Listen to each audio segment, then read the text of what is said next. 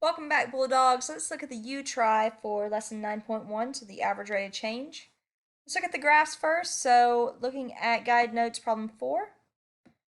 Looking at this looks like a linear function because it's a line.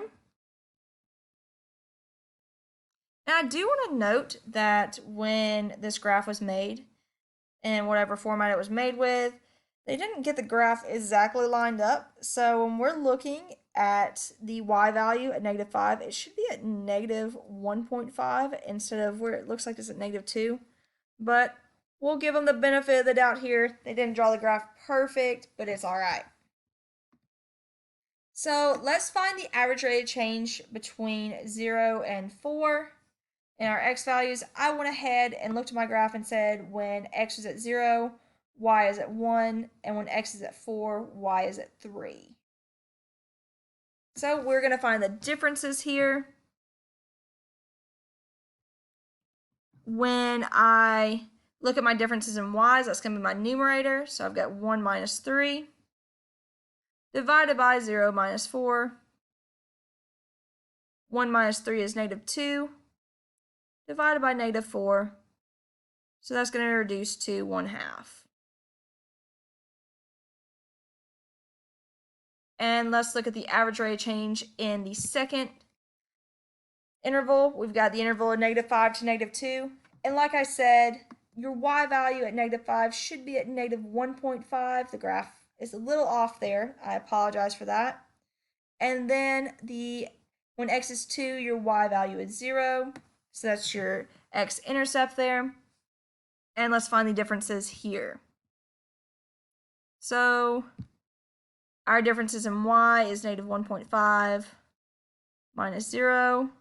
Differences in x is -5 minus a -2. That's going to reduce to -1.5 divided by -3, which also reduces to 1/2.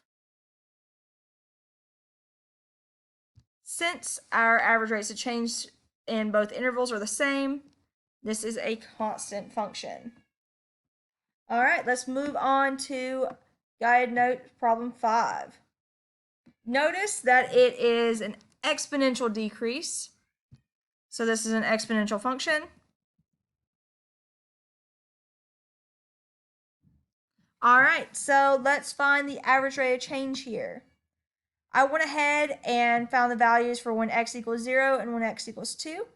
So when x equals 0, y equals 10, and when x equals 2, y equals 2.5. So let's calculate our differences here. Our change in y, so 10 minus 2.5 is going to be our numerator.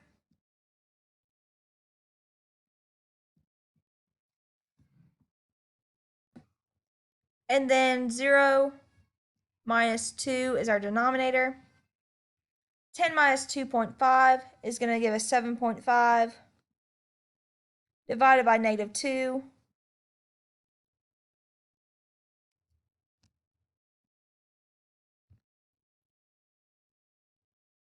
Which is going to give us an average rate of change of -3.25.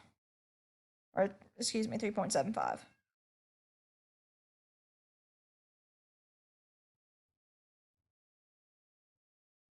All right, so let's look at our second interval here. When x equals 1, y equals 5, and when x equals 2 again, y equals 2.5. So let's find our differences. So I'm going to have 5 minus 2.5.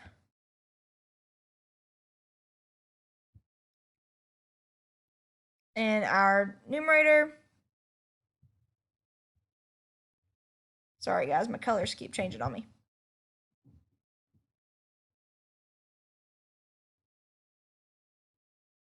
And then in the denominator, I'm going to have 1 minus 2. So 5 minus 2.5 is going to give me 2.5. Divided by 1 minus 2, which is -1. So that's -2.5. as that average rate of change. Notice negative 3.75 does not equal negative 2.5. So the average rate of change for that function is varying. Let's go on to function 6. This is a parabola, so it's a quadratic function.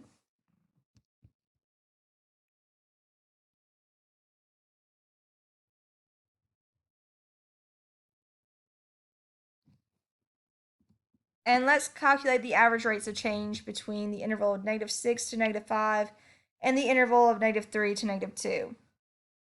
When x equals negative 6, y equals negative 7. When x equals negative 5, y equals negative 4. So let's find our differences in our x values and our y values. So in our numerator, I'm going to have negative 7 minus a negative 4. And in my denominator, I'm going to have negative 6 minus negative 5. Negative 7 minus negative 4 is going to give me negative 3. Divided by negative 6 minus a negative 5. That's going to give me negative 1.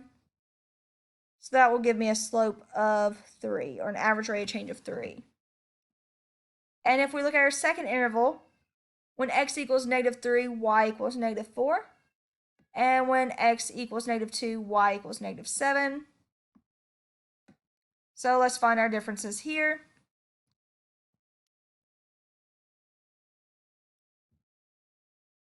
So I've got negative 4 minus negative 7 on top, and negative 3 minus negative 2 on bottom. Negative 4 minus negative 7, that's the same thing as negative 4 plus 7, so that's a positive 3. Negative 3 minus negative 2 is the same thing as negative 3 plus 2, so that's going to give me negative 1. And that's going to give me a slope of negative 3, or an average rate of change of negative 3. 3 does not equal negative 3, so this function is varying.